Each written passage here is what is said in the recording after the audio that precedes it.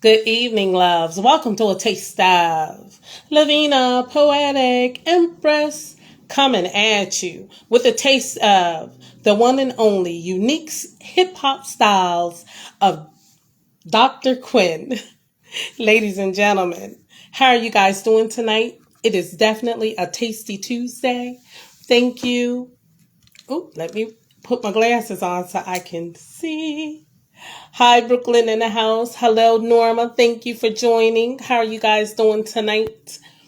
Now, you know how I like to get this party started with some Deepest Thoughts by Lavina, Expressions by Lavina, My Dirty Little Secret, and Emotional, My New Baby. All available on Amazon.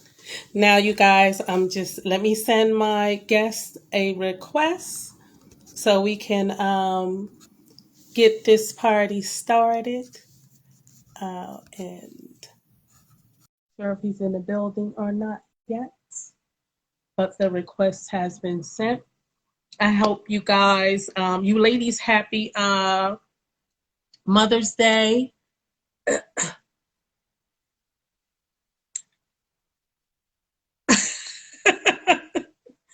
You said it's too many books. Maybe I'll put them in one whole big book and sell them. And raise the price on them. Brooklyn, thank you. I might just do that. Nepal, thank you for joining. How are you doing tonight? You're intimidated by what? Brooklyn, just stop. You know what? You playing. Exactly. Get her, Nepal. Tell her to stop playing. I'm sure she probably got a couple of books over there herself. Yes, and ladies, happy Mother's Day. Happy Mother's Day. Happy Mother's Day. We sure do deserve it. Wait a minute. What did that say? Did it say my guest wasn't able to join? It couldn't have said that. It just couldn't say that. Wait, let me give him another invite. Dr. Quinn, I sent you another invite. If you cannot join again, please send me an invite to get on the show. I'm serious right now. And thanks for the Mother's Day wishes. Oh, you're very welcome. Why, Brooklyn? Come on, you are a sweetheart. Don't even try it. That is exactly what I plan to do. If I put all those poems together, I will definitely raise the price. Okay, wait a minute, because I believe um, that Mr. Quinn has sent me a uh, a message. You guys, let's hope that he can. Okay, wait a minute. Where's my Instagram? Okay, let me deep breath in and out. Let's see. Oh, he said, you guys, he needs 5 minutes. Okay, cool beans. We'll give him 5 minutes. Okay, okay, you guys.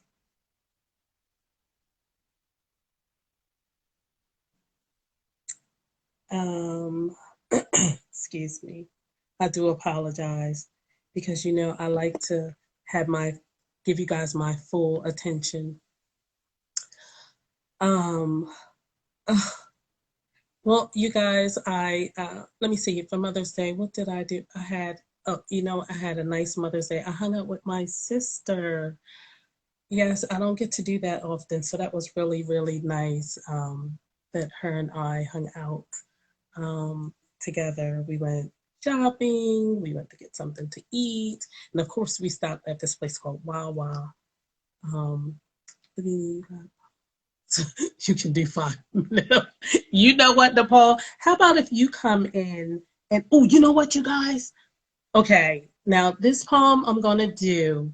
It's new and it's it's thank you, Nepal. Yes, Sister Time was great. This poem is new, and you guys, There's some cussing in it, so but tell me what you think. Tell me what you think, and let me see.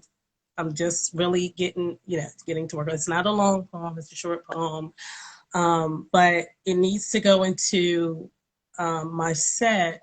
And anger is something I have experienced. When you break up with somebody, because it's going to come after um, a poem where it's this poem I do called Let These Niggas Go Part 2. And after I say I let him go, then I had the nerve to be angry. Well, ladies and gentlemen, this is a taste of Lavina, Poetic, Empress. Don't fuck with me. You take my kindness for weakness, my smile for silliness, my sexiness for your pleasure, and my tone for quiet. When in reality, my kindness is a blessing. Whew. So you guys, wait a minute. I got really nervous when I snatched off them glasses. Okay, forgive me. I'm going to start over. Don't fuck with me. You take my kindness for weakness, my smile for silliness, my sexiness for your pleasure, and my toning for quiet. When in reality, my kindness is a blessing. My smile says I'm approachable. My sexiness is mine, and my tone changes to get you niggas up away from me when you don't come respectfully. Therefore, open your eyes and see that I am here to drop some wisdom, knowledge, and truth that ass would be set free.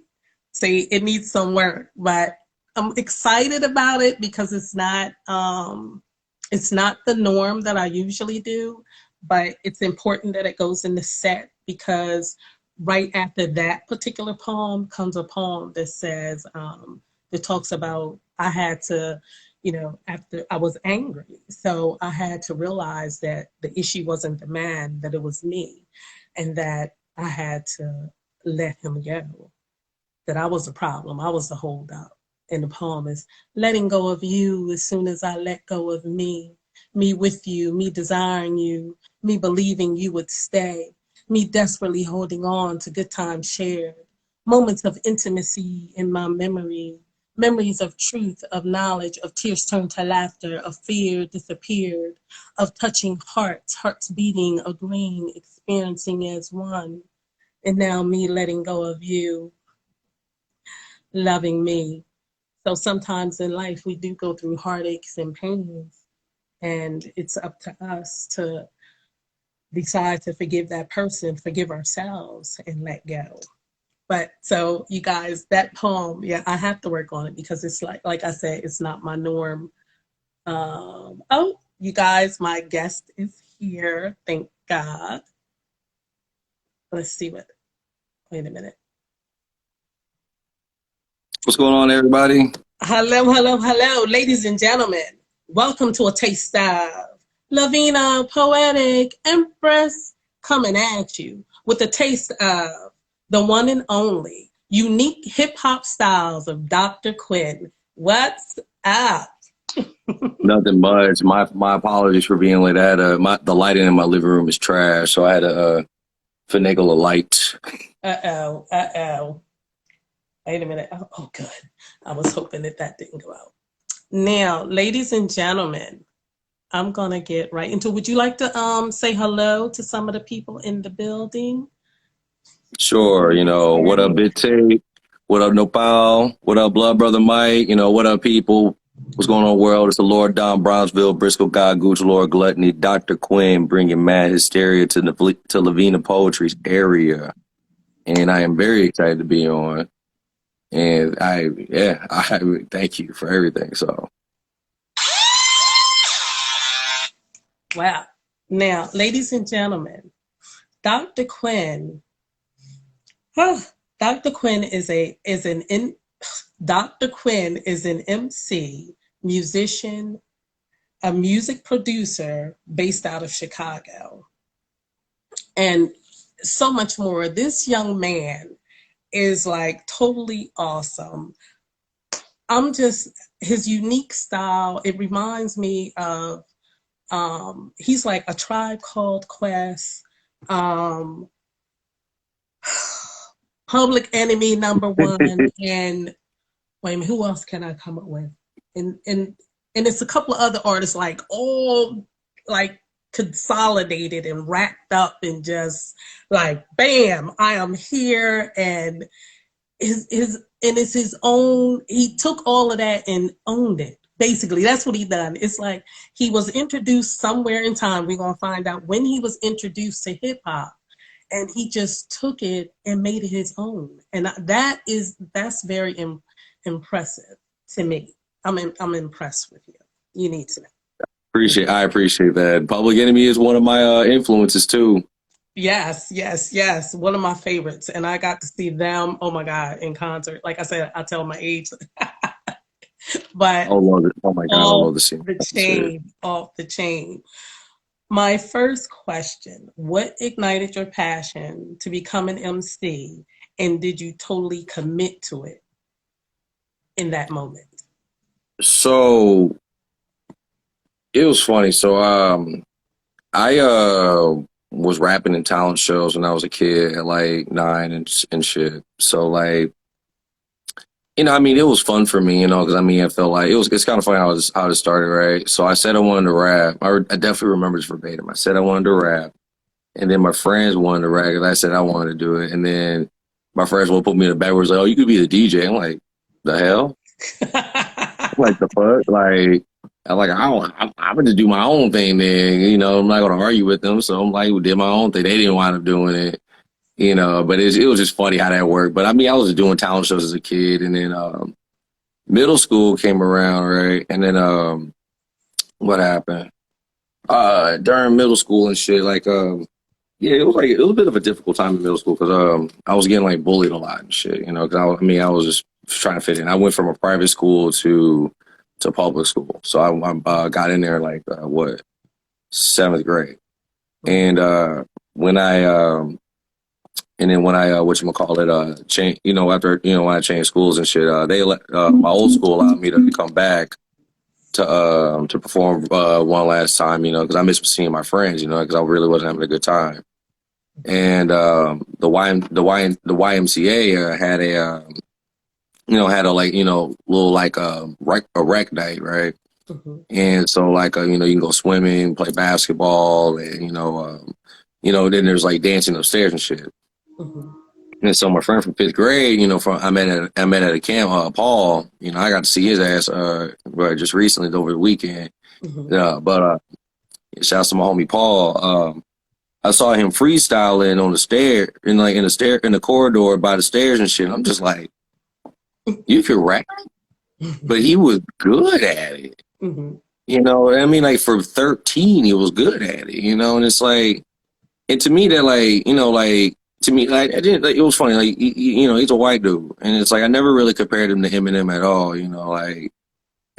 Because like I never really put a lot of rappers in a box until they put themselves in that box. Mm-hmm. And that's something I've always looked at. I mean, we can go in that conversation later, but he inspired me to want to go rap and shit. So I tried and stuff, and I was like, freestyling some like Jason Voorhees and Freddy Krueger. She's like, whoa, hold on there, Eminem. You need to slow that down.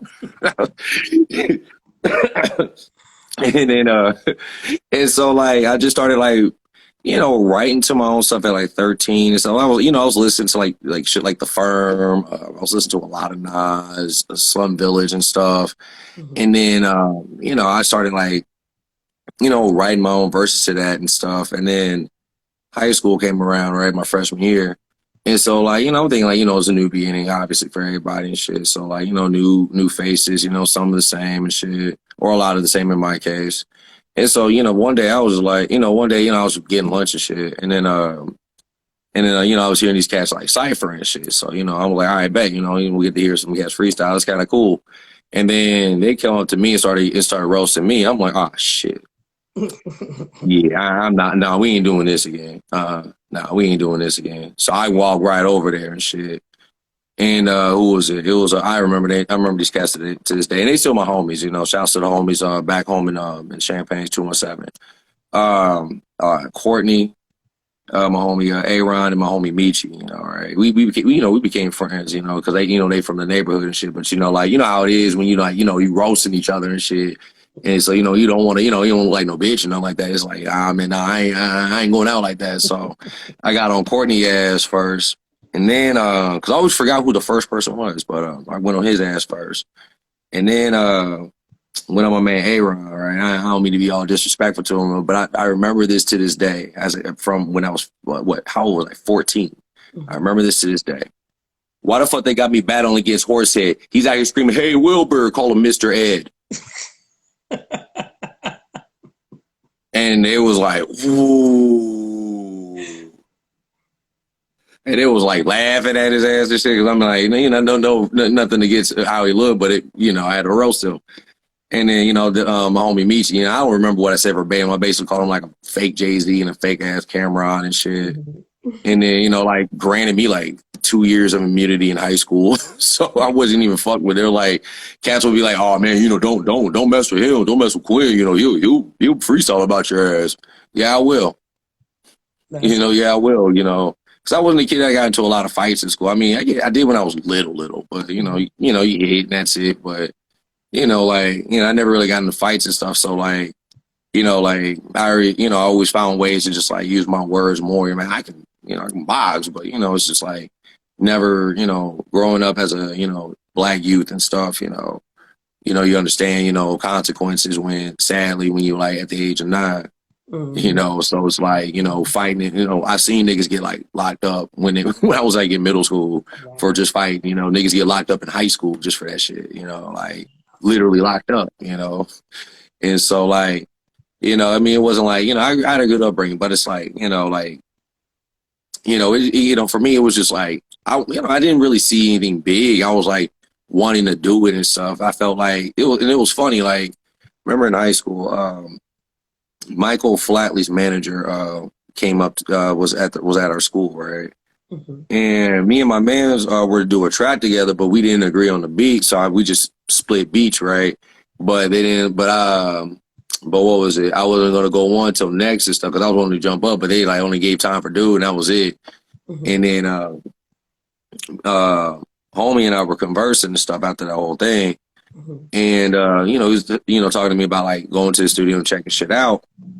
And then I was talking to my mom about that, I was a kid, but then again, I was thinking, thinking about it myself at that age, I was like, like a young MC, it was like my thing was like, okay, what the hell am I going to rap about? School, like I'm not in these streets, like what the fuck am I going to rap about? I don't rap about girls like that. I'm not Bow Wow, I'm not, like what am I going to rap about? Like, and so like for me, it was like more so like figuring out what I wanted to rap about when I was young, and I like, I love Rage, I love Public Enemy, I love like talking about politics, but also like. But at the same time, it was like kind of like learning how to develop bars in that sense, And then, around like 17, like, what was it? I started making beats, like, all right, so like since 5th grade, I've been in band, so since 5th grade, I've been in band. So like, like I didn't really put the two together until maybe around like what, late in high school. So like, what was it? My jazz combo instructor at the time. It wasn't my head teacher, but it was homie was out of the university. He introduced me to Sony Acid because during that time I was linking with my friend trying to get beats off of him, but he was working with somebody else all the time, and he wouldn't let me get him beats. I was begging this fool for some beats because I didn't know how to make them. Right. So my man gave me this. So my instructor gave me this program.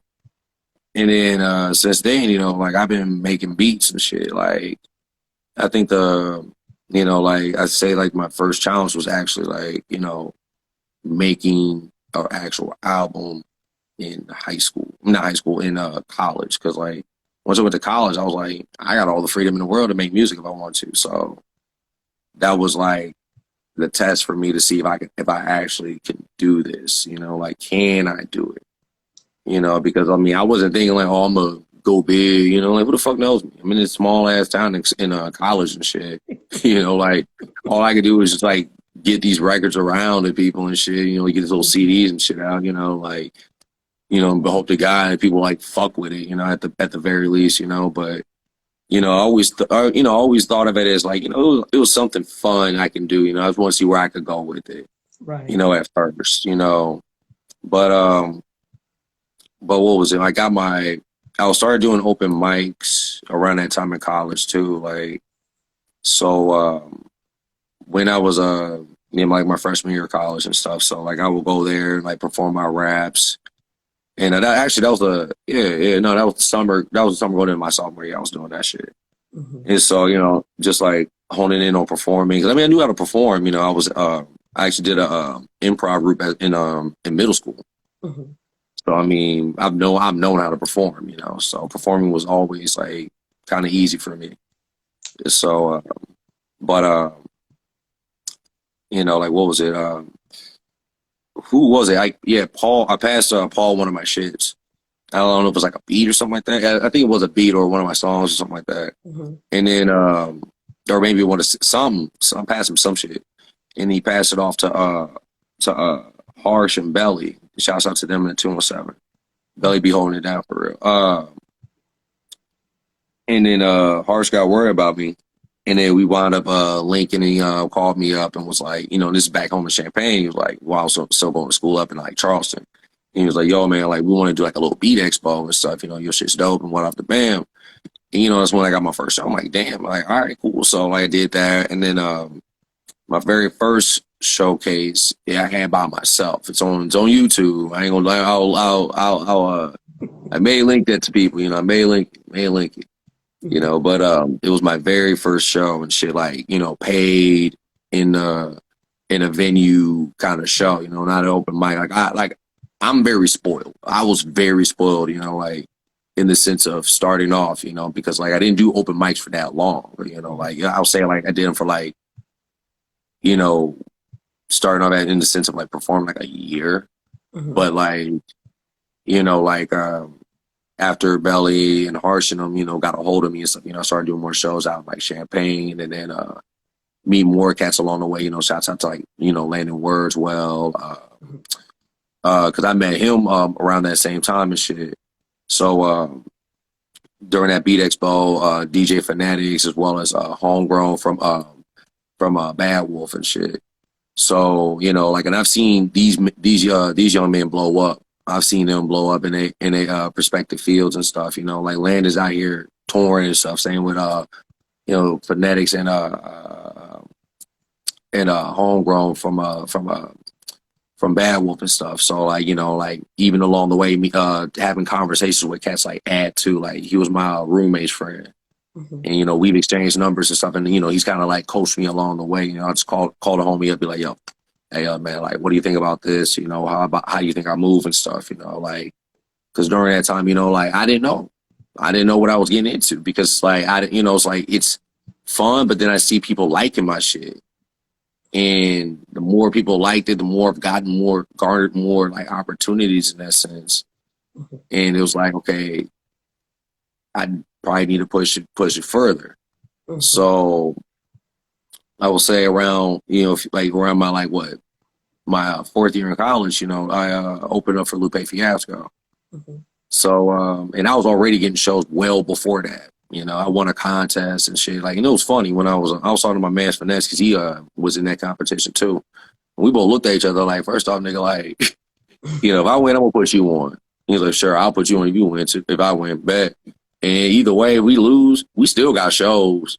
I mean, this ain't the make or break moment. Like, we still got shows. Mm-hmm. Still remember this conversation because it was like, you know, like because that's always looked at it like this. Like a contest is a contest, but like if you're already out there grinding, you know, like what is a contest to you? You know, like winning the contest was dope. I was happy. I was excited. You know, like I got the open, shot my name out on stage, about the bam. But it wasn't the experience, you know, everybody would think it would be. You know, you would hope like, oh man, you know, and I already knew going in what the experience was going to be. You know, first off, I was happy as fuck that I got a green room by myself. Okay, got my own green room. You know, like family and the girlfriend at the time. You know, got to chill in there for a minute. I didn't get to bring all the homies, but definitely helped out the homies. Got some tickets for them and shit.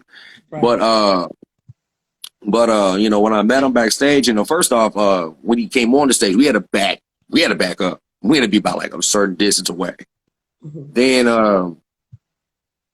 whatchamacallit?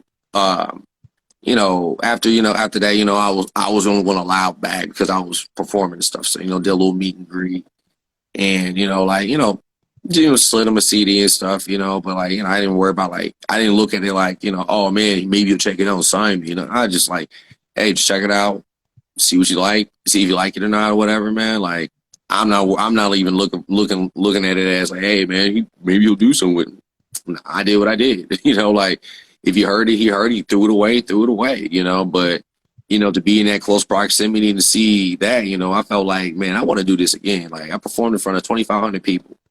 I That's want to do this shit.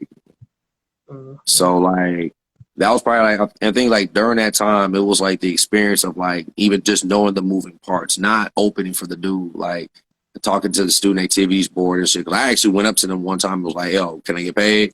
And they're like, no, you just won a contest. I'm like, well, I understand there was a prize, but I mean, I'm already like doing shows, like this ain't my first rodeo, So like, I just took it as, sometimes you're gonna take them little L's, but them little L's sometimes be victories and more, exposure's exposure. Exactly. But that was the time I truly took it serious, like I'm like, all right, I opened for a big name artist, and my name was rocking for quite some time. I could do that shit again. Mm-hmm. And then it moved on to opening for Currency a couple of years later. Mm-hmm. Then it moved on to opening for Murs, opening for Quell and Maker, then Murs, then whatchamacallit, actually yeah, Murs twice, Reverie and Satire. It was funny, I just realized it too. Denmark Vesey opened for me during my EP release party That's and what's shit. With being in close contact with cats like that, like I felt like moving to Chicago itself was a better move, just because it was like, all right, if I already had people rocking with me the first time I came up here, for this most deaf competition, because I was looking at it just to get some networking done. mm-hmm. Cats already rocking me up here, and if I move, I could probably do some damage. There you So, go. it's just taking hold of like, the opportunity of seeing it. It's like none of that came overnight. A lot of it was a lot of observing, Mm-hmm. a lot of listening, a lot of observing, like, Right. being in this game, a lot of cats don't understand it's a speak when spoken to world.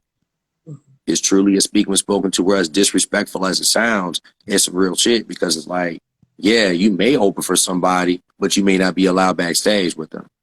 Right. Yeah, you may be, your friend may be friends of this person, but they allowed to be in there, not you. Right. You got to wait for them to acknowledge you or wait for an opening for you to present yourself. And when you do present yourself, come in there correct with the correct game plan. Like, what can you do for me? It was funny. Like, what with my homie Paul, and we saw West Side Gun and stuff. As on pop up, and I was on with the homie Vic. I was kicking it with him for a minute and stuff. And I wasn't even tripping. Most cats would be like starstruck. Be like, oh man, I get to, it's like I didn't want to approach Gunn like that. I didn't want to approach him like, hey man, let me get a track with you. My thing is, it's like if I want to approach him like that, I'm gonna hit you with an email and be like, look, man, I got like 10 bands on me right now. Let's do a track. Mm-hmm. Because I mean, if anything of this journey has taught me is like, if not just patience, but understanding how to come correct as like a businessman. Because the art will always be there. Right. You can't deny the art, but the way you move has to be a lot different than you normally do. And sometimes it transpires into life in a good or a negative way. Mm-hmm. Mm-hmm. So, but That's what's yeah, that's when but yeah, that one Lupe show really made me get a little serious. Put fire under my belly. That's awesome. That is awesome. My next question. Oh no, you touched on creating beats. Yeah. Well, at this point in the show, we want to taste. We want to taste Dr. Quinn's uniqueness, please. Yeah. Let me make sure this is on. Cool. Let me bring back a classic, you know, because I really miss this one. It's Neck Bones and Chitlins off of my debut LP, Richard Pryor. Managed to get away, but he drove his ass back to the jungle more dead than alive. The morgue is signifying time. The monkey looked at it and said, God damn, boy. I said, you don't look so sweet. Just look like to me you caught a whole lot of hell. Said your eyes are red and your asshole is blue. Said I knew in the beginning it wasn't shit for you. I always saw good in the hood till niggas cast a dozens and getting a cold bitchy and then proceed to bustin'. Your coppins on Hobbs or my coppins on Coolidge. I is what I is and what you is all bullshit. Big Panther swagger on my two-step movements. Niggas merely whopping asking why I'm so foolish. No us giving so I talk my shit. I've been shameless so I shame no shit. Bad bitch love, I'm here to make y'all sick. Jealousy walls harder than Drake sloppy seconds. All it came inside is steal your diamonds and your pearls. And use them shits as gifts so I can slide in on your girl. To make her do some tricks, a couple spins and bits of twirls. Like Vicky in the brain, I'm just trying to rule the world. It's all neck, bones, and shit. What? The shit's big, gravy, go ahead and get the stuff. It's all neck, bones, and shit. The shit's big, gravy, go ahead and get the stuff. It's all neck, bones, and shit. The shit's big, gravy, go ahead and get the stuff. It's neck, bones, and shit. The shit's big, gravy, go ahead and get the stuff. Yo, it's all gravy, Jesus, I'm all back on my bullshit. My mission to be your girl's ain't the label's worst decision. A liability don't even describe my position. Bitch, I raised hell with pinhead in the resident. We go so hard at house parties, we party at Home Depot. My last nigga crib, we broke the stove in the front door. Fuck nigga Tennessee, my fuse been short. Y'all dick big, y'all no fuck skipping. Got a middle finger big enough to plug your bitch. And your baby moms if you niggas wanted. Trying to keep my pace in this three-legged race. Get inside his space like Big God in the face. We step up in the spot and everybody be like, hey, these hoes be trying to cult us up and try to make us pay. We pull the husband on them and we try to stay away. We do this like a class, nigga, it's an easy A. It's all neck, bones, and chitlins. The shit's big, gravy, go ahead and get the stuff. It's all neck, bones, and chitlins. The shit's big, gravy, go ahead and get the stuff. It's all neck, bones, and chitlins. The shit's big, gravy, go ahead and get the stuff. It's neck, bones, and chitlins. The shit's big, gravy, go ahead and get the stuff.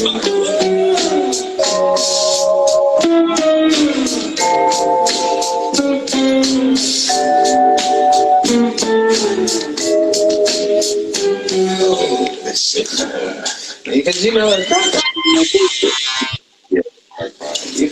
Oh man. Now you're gonna have to tell me, how'd you come up with that title? You know, real shit, I was in a really goofy mood. And I was just like, all right, so the end of this that you're hearing, that's neck bones. That's literally the moment when I was rapping the song to everybody before I recorded it. Mm-hmm. That's what's up. So I was like making this beat, and I'm like, why this shit sound like some shit Quelle, Chris, and Denmark would be on or something? And I kept playing the beat. The kid is like, it does, but I don't know. Like, I'm just keep making it. I'm just make this shit and just like rap over this bad boy. And then I was just thinking, I was just like in a really goofy zone. I was like, you know, because Eminem is one of my biggest influences. Mm-hmm. In like general, you know, because I mean, he helped me through some hard times, you know, being, you know, when I was a kid, you know, like listening to his music and hearing his story. Mm-hmm. And I was like, you know what, I want to come out with something like, hi, my name is, but I'm like, but make it me and very ignorant. Just make something very ignorant. And then I'm just like, oh, hell no, you know, neck bones and chitlins. What? And my nigga was like, what? Like, yep. It's all neck bones and chitlins. The shit's big gravy. Go ahead and get the stuffing. And I was thinking like, you know, I'm giving y'all that real soul food, like the grimier shit. Exactly, because I'm like, he said neck bones and chitlins. And chitlins. Okay. That's a hard one to chew and swallow. Okay. Listen. Okay. I'm like, and there's actually There's actually a part 2 I'm making right now called Ham Hocks and Hog Malls. You know what? Yes, Ham Hocks and Hog Malls. You're not even from the country, honey. Oh, don't even start. He's like, well, Like I said, I'm Chicago-based people. I am originally from Champaign. 217 on that. Ham country is all hell. that's something. Yeah, that's something. But I'm like, he said ham hocks, and you know what? I'm not. Throw some rice in there. Throw some rice in there. Wait, it's too funny because your first answer answered my second, third, and fourth question. I'm gonna get. Oh my God! I'm sorry, I didn't mean to go that far. I'm like, I guess he gave up all the tapes, but you didn't answer the 3 questions pertaining to my 3 books. I want one of your deepest thoughts, one of your favorite expressions, and one of your dirty little secrets. Please. My deepest thoughts.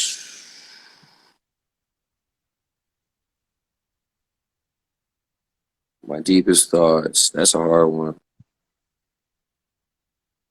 It's between this, like, my mind just being clear,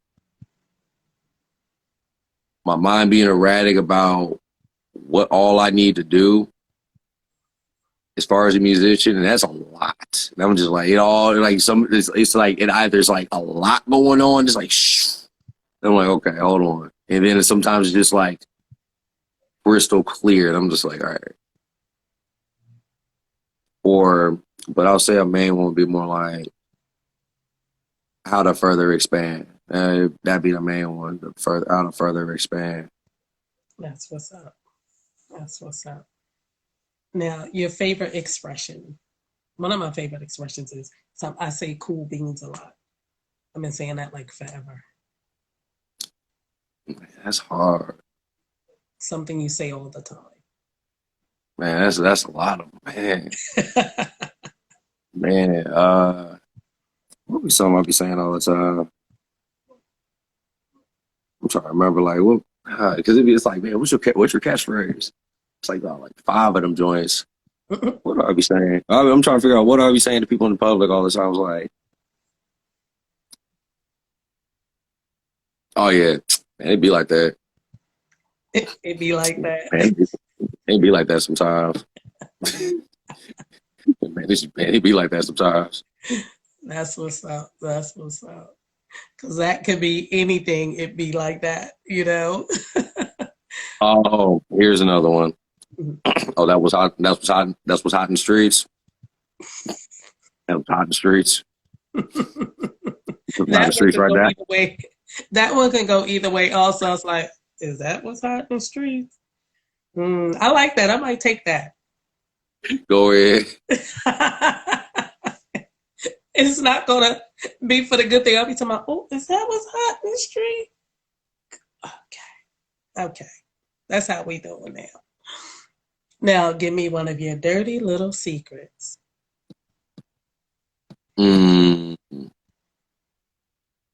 That's a lot too. He said a lot also. That's a lot.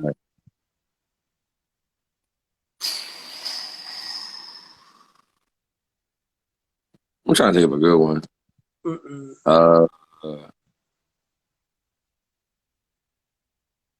Damn.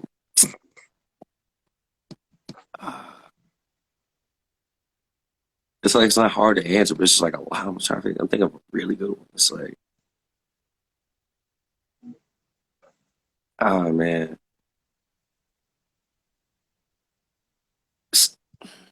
I don't know. I just feel like, I don't know. It could be something you did when you were little and you blame. Do you have siblings? You blame one of your siblings. It can be some kind of fantasy you have. Or Okay, now I got a good one now. Okay. I got a good one. it's like I'm just very open. That's why it's so hard. It's like I just can't think of. I'm like, what's a good one? All right, so in college one time, right? I couldn't find my hard drive, and I needed a hard drive to put my presentation on, right? So I asked my neighbor in the dorm, and he let me borrow his flash drive. Cool. And I got my presentation up, and then I wound up presenting on the main computer in the classroom, right? Little did I know. So some of my friends were making a face and were laughing, and I was put up the presentation, right? After then with the presentation went fine. I got my A and shit, and then disconnected and shit, and then my man came up to me like, "Dude, there's porn on that flash drive." I'm like, "What?" It was what? He's like, "Dude, there was porn on that flash drive." I'm No like, "What?" way. And you didn't see Yeah, my man. I was so desperate for a flash. I wasn't even looking. I'm like, man, I just need one. And then I'm like, dude, why didn't you tell me there's porn on your flash? Man, you should have looked. They're like, yeah, all right. So then I got petty, right? I got pissed off. And I'm like, dog, that really good customer, right? So like super glue this keyhole. So you like playing video games and shit, right? And then I super glued this keyhole. No way. So yeah, the door was like cracked, and then I just moved away and shit, right? And then come to find out, like he broke they wound up breaking the key because I was hoping he was lock himself in his room and get out. I was petty. Shame. I was petty. I was hoping he would not get out of his room or something, but not. Instead, they walked out because I'm like, man, I should have just closed the door on his ass. But yeah, so they wound up locking the door when they were trying to go out to eat. But the key got stuck, and I think they broke it off, and so they wound up replacing the whole door and got a whole new set of keys. Oh wow, that's something. I wound up telling them like a couple years later. Right. I'm like, man, I was like really pissed at you that one time. That's a good dirty little secret. He was like, let me just glue this little lock right here. That's hilarious. Now that's something straight out of a movie. You might need to get into writing movies, some kind of screenplay or something. Oh man, my life is hilarious. That's all I can say. My life is like just hilarious. That's where all these raps come from. Life experiences. I know exactly. Life experiences. Mine's is not hilarious, but exactly when that's what I'm like. That's what sells. That's what it really is. That's what I write about because I'm like. When it comes to the erotic, I'll improvise on that right. But pretty much the rest of those poems, they straight. Something I've experienced. I think maybe 2 of my poems have been inspired by somebody telling me. I have a poem called "Let Those Niggas Go." Yeah, that was inspired because one of my friends was telling me how her husband and her sons were treating her. I was like, girl, if you don't let them niggas go. And I was so pissed when I got home that I wrote this poem about it. You don't let these niggas go, fam. And every time I start that poem when I perform it, the guys be like, I'm like, it's not about you. This one is not about you. I'm like, it's people in general. But part 2, oh yeah, it's about a dude. But it's all good though. It's all good. Yeah. Oh man. Yeah. It's like I feel like every word is like it's kind of funny like how my words are structured in my music. It's like they all come from a real place, but it's like also like underlying meanings that a lot of people will miss in what I say. Neck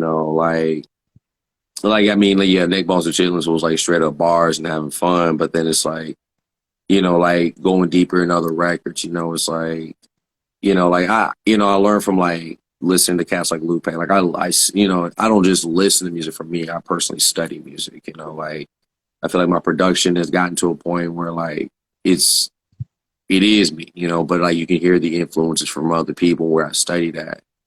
You know, like Lupe was like a rapper to me that was like, you know, was able to take messages and flip them in a way to where it sounds like something, but he's saying something else. You know, and that's what I really like to do with my music. You know, because I mean, I've never been a big fan of being direct.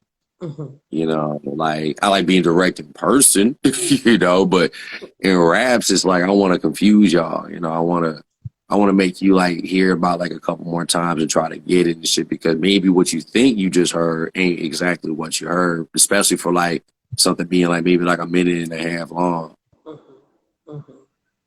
Got you.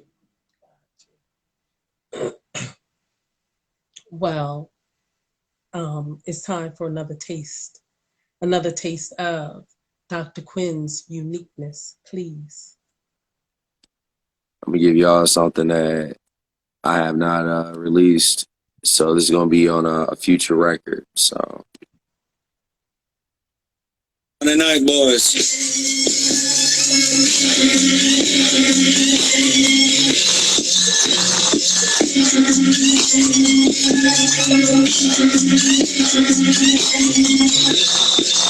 But my niggas eyes on the prize, on Lord, count your figures, on the gun, get rid of on the swivel. We don't walk up with no phone niggas. Phantom business, gas lane playing off the swerve, ball, gravel love, get these all stirred. That's how it's how I get down and make some niggas, that's the word. 86 and that's what's in birds. They serve, ain't flying with the bird. And serve, my opinion, make it hurt. Body count on niggas, that's good work. Dripping on it, so the emphasis, like I run a piece. Let me say this, the hyenas walk in. Plenty of some picking, chicken finger licking, suck on my teeth on that disrespect. Banging like a singer, pick a song, they gotta move. Let's run these niggas in these 500 kilos. Great races, S64, so we better get your bitch up. Upgrade and save them, and training, steady living in times. Remember, we crossing the steady blade of the stages. It's like I don't use a bitch, I just got in my zone, and I put that on the game. Hey, that's worth to 100 nights, this is Southside. Hey, that's worth to 100 nights, this is Southside. 100 nights, boys. That's worth to 100 nights, this is Southside. Hey, that's worth to 100 nights, this is Southside.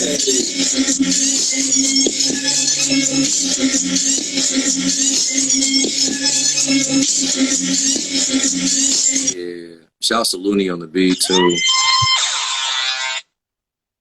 Your beats are like the Bob.com. That's Looney's beat, by the way. That's Looney's. Okay. But still, the selection is nice. I don't select nothing crazy. I don't select nothing whack. Yo, and then the way you rapping on there, I'm like, you were really rapping that fast. And I know that comes with much practice, because Oh yeah. it's sometimes when I want to put some words together and run them off, I'm like, I really have to articulate, like just really concentrate on articulating the words precisely in order for it to come out, right? So to do it that fast, it's just, yeah. Thank you. It's like it's one of my it's a gift and a curse, because like I find myself it takes longer for me to write tracks like that than it does for me to like write like 4/4 joints and stuff, like at like 90, like 84, 90 BPM joints. And like for me to rap this fast, like like you said, articulation is key. Like I swear to God, like I spend more time doing more takes because of my because I want to get the delivery and the articulation right in my raps, so that way they, people can catch like the emphasis on what I'm saying in a verse or something like that. Right. And it's not coming off all sloppy and shit, because like rapping fast is fun, but it's like also like it's also like trying not to be too repetitive, because like every word is like, for me, I challenge myself to make like every single word different. Every song is freaking different. Like I have similar themes, but I really pride myself on like using different words. I mean, you can't go without using the, in, as, Right. I, right. But different structures in like in lines and such, so that way it's like not that repetitive. Like I can, like, it challenges you to like say the same thing but in a different way. And with speed rapping like that, it's like, it's like, and it was funny. My homie Willie said this in college, right? Like, he was like, "Man, you use nigga a lot," and I'm like, "Word, yeah, I do." He's like, "Yeah, man, you need to try not use it as a crutch." And that was facts. So I mean, so it's like, and it even goes with that. You can say that really fast and it just goes right in just nicely. But it's like going without cursing, because I curse less when I rap fast versus when I'm rapping slow. That's the funniest thing. I curse less because like I feel like using curse words in a fast rap is just weak. It's just weak to me. It's like you can use it, but it's like when it's just a whole bunch in a row, it's like spamming the A button on a controller. It's like, what are you doing? Right. That's what's up. Because that you showing people my vocab is just not. I know more than cuss words, Mm-hmm. So that's what's up. Definitely. Yeah, and your music, there's cuss words in it, but you have the lyrics, you have other words, like you said, to express the point you want to make. So that's awesome. Thank you. Really glad. Here's a funny thing. I think you have. I don't know if you noticed, but my hooks never use the N word in it. Oh, you know what? They don't, do they? Mm-hmm. On purpose. I made a vow to myself I'm a person of a code of honor, right? I made a vow to myself to not do that for this reason, for race reasons. And that's obviously, having a white audience, like look what happened with Kendrick Lamar that one time when he was playing Mad City. That's and most people remember hooks. Yeah. And the thing is like, that's why I don't use nigga in my hooks at all. Like, there's a couple where you hear it in the ad lib, but like I don't, I'm like a lot of my music more so now, and if anything, the majority of it doesn't have it even in there, just for that very reason. See, I love that, and I'm so glad I asked you to come on the show, because I really, well, after speaking with you, after you agreed to the show, and I was like, wow, there's so much more to you than meets the eye, than what people hear. So for people to come, or the people in the audience and the people who are gonna see this video, they're gonna be like, wow, they're gonna be impressed, because to think like that is so awesome. I love that you didn't put the word nigga in the hook, because that is so true. Everybody sings hooks to songs. That's the one thing that stands out, and they just, and then somebody, because it could like just get somebody hurt unintentionally, because they're just going around, singing the song. Like one song, for instance, was the song called Golden, and it's like I was really singing it the original way with the N word, and I was like, niggas claim that but I was like, but then I was like, how do I flip it? Like, Cass claim that they run the scene now just because they got themselves a team now. Fuck boy, you was folding. I'm just living golden. And then you can tell which ones were replaced, where it was replaced at. And it's like I was like, how do I make this hot? Because I know if I use it, it'll be cold, but no, I can't do it. It's like being like Batman. It's like no guns. Got you. Yeah, that's what's up. That's definitely what's up. Well, I need you to give some advice to someone who wants to become an MC, or to start producing music, their own beats, to get into the business. What could they do? Where should they start? For all you young artists out there, a couple things to keep in mind.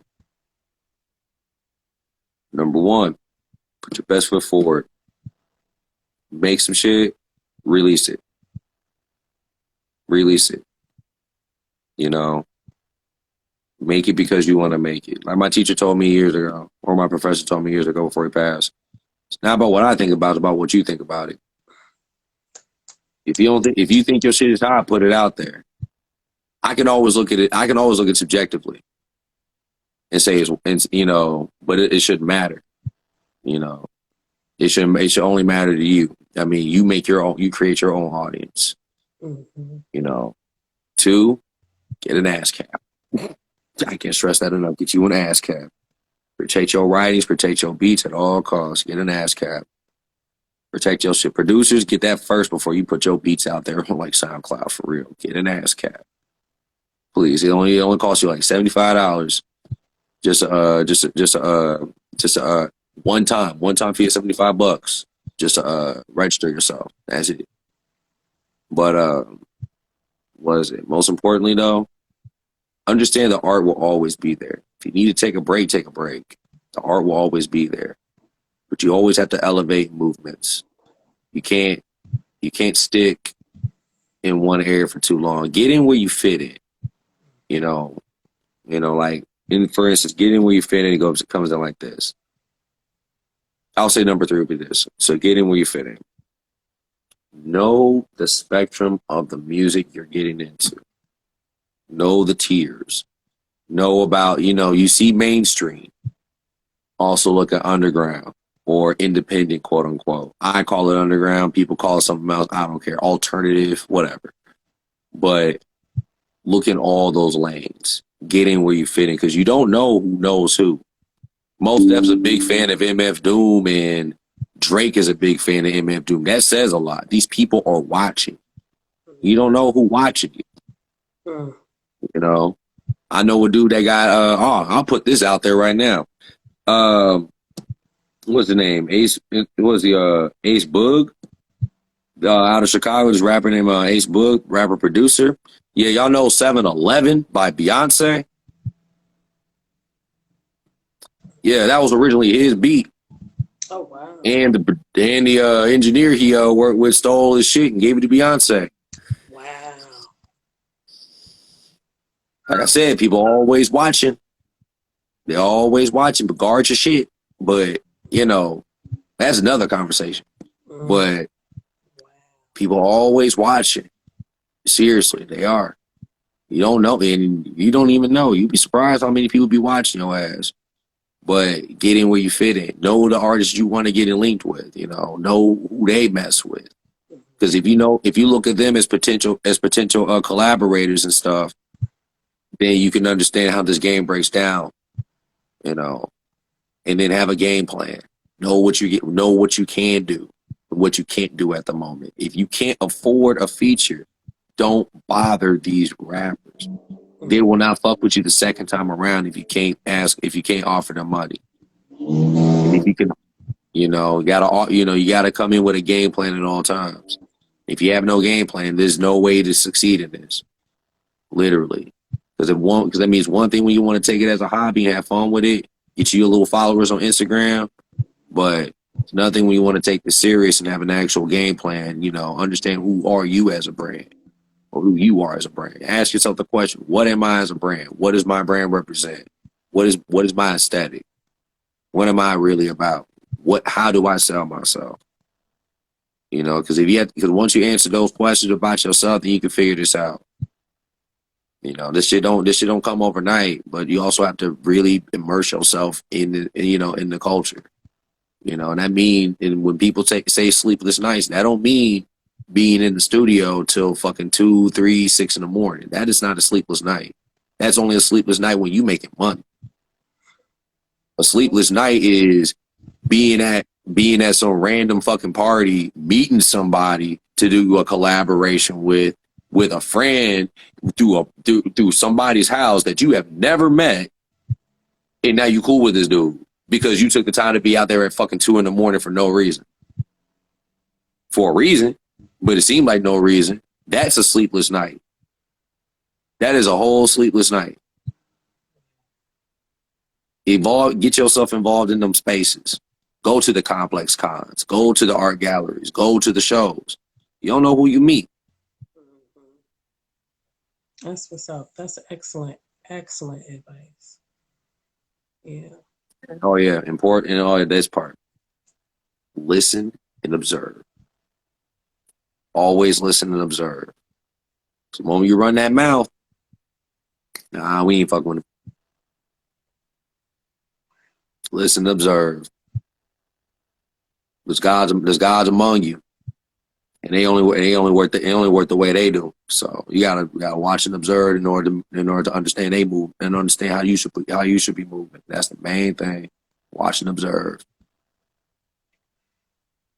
That's awesome. That's awesome. Thank you. Thank you. Thank you. Before you go, though, you going to take us out with one more? Can we get one more song? Yeah, I can get y'all one more song. I'm like, where? You know what? You know what? Do I have it? It should be on there. Yeah, let me give y'all this. This is something I just worked on recently. You know, this gonna be on my upcoming album, 248 in Chinatown. So, you know, just I'll let y'all know when that's gonna be released, but it ain't gonna be released anytime soon. But the very first track.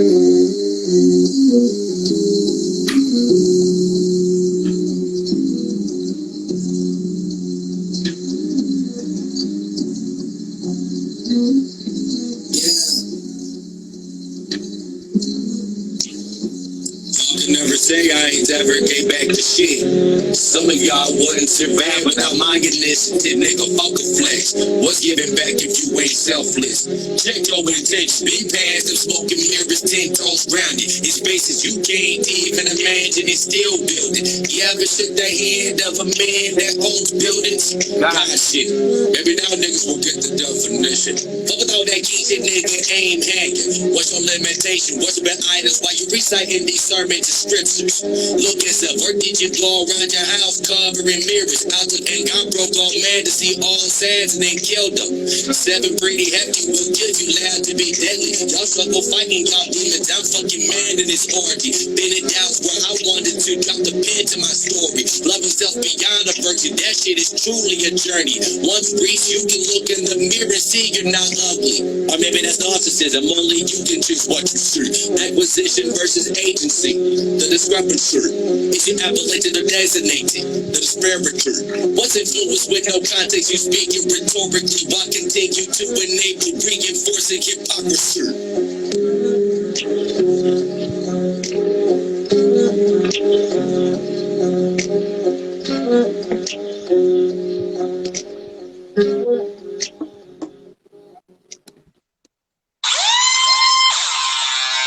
Yeah, that's hot too.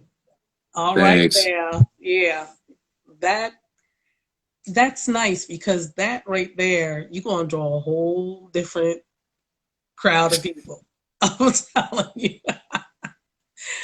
You said you was ready to expand. Well, that's one of your expansions. I'm telling you, that piece right there, they're gonna be like, wait a minute. Okay, okay. Yeah, that's nice. Yeah. Appreciate that. Yeah, it's called Poser. The song is called Poser. So That's cool. yeah. Yeah, Produced by moi. awesome. Awesome. Awesome. I like that. Ladies and gentlemen, this has been a taste of Lavina, Poetic, Empress, coming at you with the one and only unique hip hop styles of Dr. Quinn. Thank you so much. I appreciate Thank you so much, Lavina. You have dropped some nuggets for the young people. Your art is so awesome. Keep going, keep pushing, don't stop because, honey,